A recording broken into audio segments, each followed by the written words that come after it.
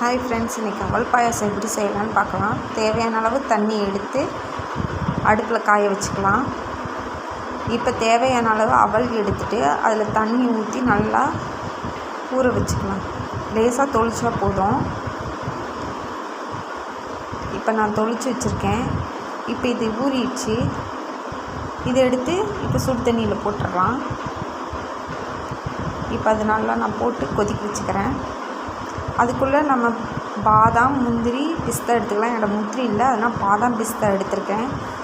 ஒரு சின்ன துருவலை வச்சு துருவி சன்னமாக எடுத்துக்கலாம். இந்த மாதிரி துருவி எடுத்துக்கிட்டேன் நான். இப்போ ஒரு பக்கம் பாயசம் ரெடி ஆயிடுச்சு. அதில் நான் துருவி வச்சதை போட்டுக்கிறேன்.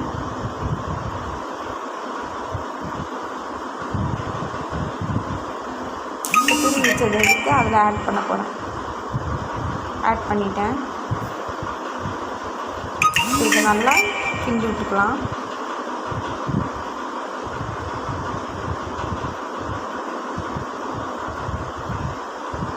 தேவையான அளவு சர்க்கரை எடுத்து வச்சுருக்கேன். அதையும் போட்டு நல்லா கிண்டி விட்டுடலாம். இப்போ அவல் பாயசம் ரெடி ஆயிடுச்சு. அதில் தேவையான அளவு தண்ணி ஊற்றிட்டு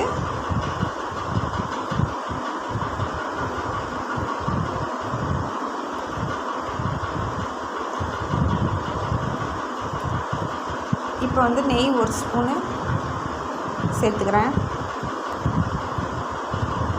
இப்போ இறக்க போகிற சமயத்தில் நம்ம பால் ஊற்றிக்கணும். பால் ஊற்றின பிறகு கொதிக்க வைக்கக்கூடாது, அப்புறம் திறஞ்சிரும். இப்போ ஸ்டவ் ஆஃப் பண்ணிக்கலாம்.